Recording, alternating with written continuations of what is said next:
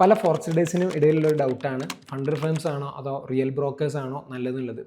ഇത് നിങ്ങളെ mind set ബേസിലാണ് ഈ ഒരു സംഭവം ഇരിക്കുന്നത്.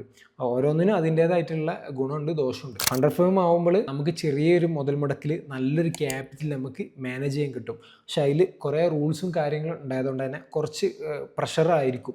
ചെറിയൊരു റൂൾസ് ബ്രേക്ക് ചെയ്ത് കഴിഞ്ഞാൽ തന്നെ നമ്മളതിൽ ഫെയിൽ ആവാനുള്ള ചാൻസ് ഉണ്ട്. പോരാത്തതിന് അതിൽ ഫേസ് 1ഉം ഫേസ് 2ഉം കഴിഞ്ഞ് ലൈവ് എത്തിക്കഴിഞ്ഞ് കഴിഞ്ഞാൽ നമുക്ക് അതിലൊരു റീഫണ്ട് അല്ലാന്നുണ്ടെങ്കിൽ ഒരു റിട്ടേൺസ് കിട്ടുള്ളൂ. റിയൽ ഫണ്ട് ആകുമ്പോൾ നമുക്ക് ഫുൾ കൺട്രോൾ ഉണ്ടാവും, പെട്ടെന്ന് തന്നെ വിഡ്രോയിൽ കാര്യങ്ങളും ഇതൊക്കെ കിട്ടും. പക്ഷേ ഫുൾ കൺട്രോൾ നമ്മളെ കയ്യിലായത് കൊണ്ട് തന്നെ നമ്മളത് ഫുള്ളി വാഷ് ഔട്ട് ആക്കാനും കാര്യങ്ങൾക്കൊക്കെ ചാൻസ് ഉണ്ട്. സൈക്കോളജി മൈൻഡ് സെറ്റ് കാര്യങ്ങളൊക്കെ കുറച്ച് വീക്കാണെന്നുണ്ടെങ്കിൽ നമുക്കത് കുറച്ച് ബുദ്ധിമുട്ടാണ്. നേരെ മറിച്ച് ഫണ്ട് ഫേംസ് ആകുമ്പോൾ അവിടെ കുറച്ച് റൂൾസും കാര്യങ്ങളും ഉണ്ടായതുകൊണ്ട് തന്നെ അതിൻ്റെ ഉള്ളിൽ നിന്നുകാണ്ട് ട്രേഡ് ചെയ്യാൻ അധിക ട്രേഡേഴ്സും നോക്കും. നേരെ മറിച്ച് മറ്റേത് അങ്ങനെയല്ല, ഒരു റൂൾസോ കാര്യങ്ങളൊന്നും ഇല്ലാത്തത് കൊണ്ട് തന്നെ നമ്മൾ ഫുള്ളി റിസ്ക് എടുക്കാനുള്ള ചാൻസസ് അവിടെ നല്ലുണ്ട്. ഫണ്ട് അക്കൗണ്ട് നമ്മളെ വളരെ പെട്ടെന്ന് തന്നെ വളർത്തും. നമ്മൾ ഓൾറെഡി ഒരു കൺസിസ്റ്റൻറ്റ് ട്രേഡർ ആണെന്നുണ്ടെങ്കിൽ ഈ ഒരു കൺസിസ്റ്റൻസി ക്രിയേറ്റ് ചെയ്യാൻ വേണ്ടിയിട്ട് നമുക്ക് ചെറിയ ക്യാപിറ്റൽ ഇട്ടിട്ട് നമ്മളെ ആ ഒരു ട്രേഡിങ് ചെയ്യുന്ന കറക്റ്റ് ട്രാക്ക് ചെയ്ത് കഴിഞ്ഞാൽ നമുക്ക് മനസ്സിലാവും നമ്മൾ ഫണ്ട് ഫേം എടുക്കണോ വേണ്ട എന്നുള്ളത്. കാരണം ഈ ഒരു 2 സ്റ്റെപ്സ് കഴിഞ്ഞ് കഴിഞ്ഞാൽ നമുക്ക് ഒരു അക്കൗണ്ട് എടുക്കാൻ പറ്റുള്ളൂ. അതുകൊണ്ട് തന്നെ ചെറിയൊരു ക്യാപിറ്റൽ ഇട്ട് കഴിഞ്ഞിട്ട് നിങ്ങളെ സ്ട്രാറ്റജി കാര്യങ്ങൾ മാർക്കറ്റിൽ വർക്കൗട്ട് ആകുന്നുണ്ടോ കാര്യങ്ങളൊക്കെ നോക്കിയിട്ട് വേണം നമ്മൾ ഇത് ഫണ്ട് ഫേം ആയാലും റിയൽ ഫണ്ട് ആയാലും ചൂസ് ചെയ്യാൻ.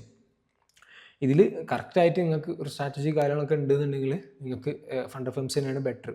ഇപ്പോഴത്തെ അവസ്ഥയിൽ ഫണ്ട് ഫേംസ് അത്യാവശ്യം നല്ല റിസ്ക്കാണ്. അത് പ്രോപ്പറായിട്ട് നമ്മൾ റിസ്ക് മാനേജും കാര്യങ്ങളൊക്കെ ഉണ്ടെന്നുണ്ടെങ്കിൽ തന്നെ അത്യാവശ്യം വിഡ്രോൽ അടിച്ചു കഴിഞ്ഞ് കഴിഞ്ഞാൽ പ്രശ്നങ്ങളൊക്കെ നിലവിൽ വന്നുകൊണ്ടിരിക്കുന്നുണ്ട്.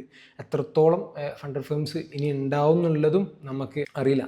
നമ്മൾ ഏറ്റവും ബെറ്റർ എന്ന് വെച്ച് കഴിഞ്ഞാൽ റിയൽ ഫണ്ടിൽ പ്രോപ്പറായിട്ട് നമുക്ക് മാനേജ് ചെയ്യാൻ പറ്റണം. അവിടെയാണ് നമ്മളെ വിജയം എന്നുള്ളത്.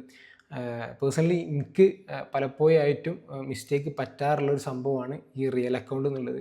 നേരെ മറിച്ച് ഫണ്ട് ഫേംസിൽ നിന്നാണ് ഞാൻ നല്ലൊരു റിട്ടേൺസ് ഒക്കെ ഉണ്ടാക്കിയിട്ടുള്ളതും. പേഴ്സണലി ഞാൻ ഗ്രോ ചെയ്ത് വന്നിട്ടുള്ളതും ഈ ഒരു ഫണ്ട് ഫേംസിൽ നിന്നാണ്. അതുകൊണ്ട് തന്നെ ഞാൻ അധികം യൂസ് ചെയ്യാറുള്ളത് ഫണ്ട് ഫേംസാണ്. പിന്നെ ഞാൻ പറഞ്ഞല്ലോ ഇപ്പോഴുള്ള റിസ്ക് ക്രൈറ്റീരിയാസ്, അതായത് കുറേ പലതരത്തിലുള്ള റൂൾസ് കാര്യങ്ങൾ കഴിഞ്ഞിട്ടാണ് നമ്മളിതിലെത്തുക. ഇനിയിപ്പോൾ ആ ഒരു പ്രോഫിറ്റ് കിട്ടിക്കഴിഞ്ഞാൽ തന്നെ അവിടെയും പലതരത്തിലുള്ള തട്ടുതടന്ത് മൊയന്ത് നായങ്ങൾ പറഞ്ഞുകൊണ്ട് നമ്മളെ എന്താ പറയുക പേ ഔട്ട് റിജക്റ്റ് ആക്കാൻ നോക്കും. ഏറ്റവും ബെറ്റർ നിങ്ങളോട് ട്രേഡിങ് സ്റ്റാർട്ട് ചെയ്യാൻ ഉദ്ദേശിക്കുന്ന ഒരാളാണെന്നുണ്ടെങ്കിൽ ഓൺ ഫണ്ടാണ്, അതിൽ പക്കായിട്ട് കൺസിസ്റ്റൻസി ആയിട്ട് ട്രേഡ് ചെയ്യാൻ നോക്കുക. അത് കീപ്പ് ചെയ്ത് പോയി കഴിഞ്ഞാൽ തന്നെ നിങ്ങൾക്ക് നല്ലൊരു റിട്ടേൺസ് ഉണ്ടാക്കാൻ പറ്റും. ഈ ഒരു ഫണ്ട് ഫേംസിനെ ആശ്രയിക്കുന്നതിനേക്കാളും ബെറ്റർ അതാവും. കാരണം ഇപ്പോഴത്തെ ഒരു സിറ്റുവേഷൻ ഇങ്ങനെ ആയതുകൊണ്ടാണ് ഞാൻ എന്താ പറയുക റിയൽ ഫണ്ടിനെ ഞാൻ പ്രൊമോട്ട് ചെയ്യാൻ കാരണം.